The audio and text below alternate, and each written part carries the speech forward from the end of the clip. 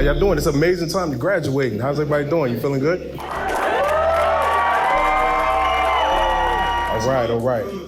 right. That's what I'm talking about. All right.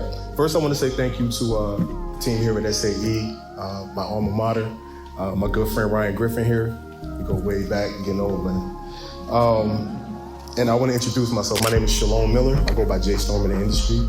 I'm all the things he said, and if you ask the right person, they might even tell you I'm a cool guy. But most importantly, I'm here today before you as an SAE alumni. I was, when Ryan invited me to come talk to you, I was like, what can I talk to them about? What can I say that's going to be impactful, that's not going to just be a bunch of fluff? And I'm just going to talk to you from a genuine place, because I've been where you are. It's crazy to believe that it's been over 10 years for me. And don't worry about how old I am, all right? If this t-shirt is any indication, it's been a long time. It's like 40 pounds ago. But in any case, I know, what's going through you guys' minds. I know the anticipation that you got. I know the excitement that you might be having. And for some of you, it might be a little bit of anxiety about that big question, right? And that question is, what's next, right? What's next? What's next for me? What am I going to do with this? Some of you, graduating here with your diploma, with your bachelor's or whatever your certificate is, you're going to be going on to the next thing. And, I'm sure you're excited about that. You're ready to get out here and smash the industry of your choice, whether you're going into audio production or business or whatever the case, right? So what's next? I remember asking myself that question, and I want to share some insight about that. And to do that, let's go back a little bit, okay? I'm gonna go back to the land of 2011, okay? I was in you guys' shoes, and I don't know if you did it in your class, but we did superlatives. And I was given 2 superlatives, really cool ones, right? The first one was best tattoos, right? I mean, I don't know if that got to do with audio school, but whatever. Best tattoos, pretty cool.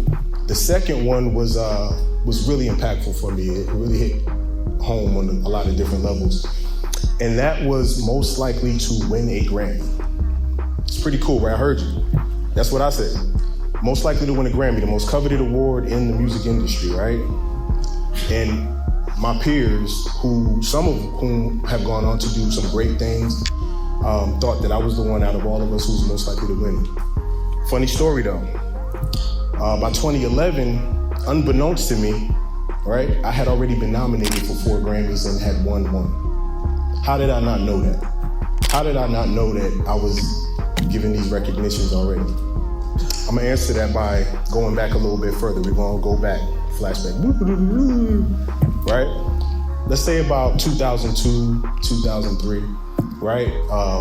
That was my big introduction into the industry. I was a young kid, just coming out of high school. Don't try to do the math on my age. Just coming out of high school, and I had a huge introduction into the industry, right? I had been doing some work, and I got a big opportunity. First placement out the gate, Beyonce, Dangerously in Love, boom, right? I co-produced a song called What's It Gonna Be? And after that, where do you go from there, right? Nope, nowhere but up.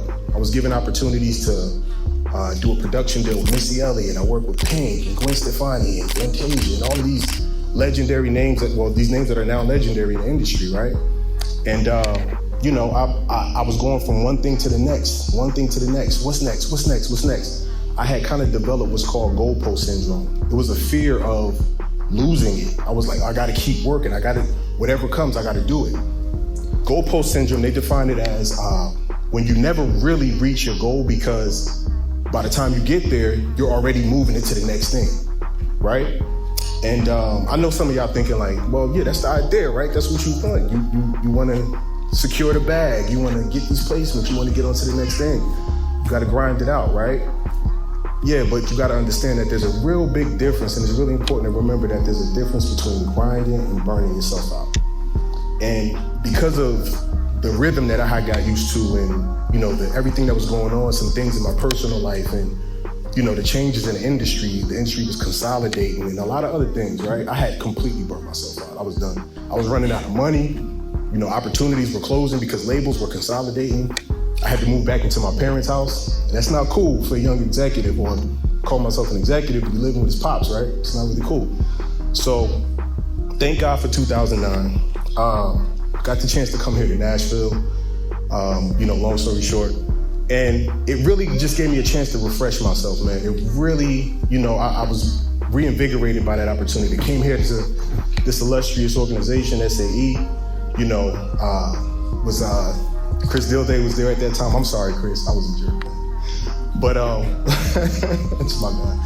But yeah, got to refresh myself, re-educate myself, redevelop my approach to industry. I became a family man. I became a dad. My son's right there. And entered into the work sector. I worked at BMI for some years as a licensing executive and just really developed my approach. And the thing that really helped me is I started to do what I'm gonna tell y'all to do. I started to live in between my dreams, right? Live in between your dreams. What does that mean? So you go to sleep at night, you have a dream. You wake up and you do whatever the day calls of you. You go work out, you go to school, you go to work, you spend time with your family. Chad has children, Chad, awesome speech, man. But you live in between your dreams. There's a psychological definition of a dream, and they say that a dream is nothing more than your interpretation of what's happening or what's happened during the wake periods of your life.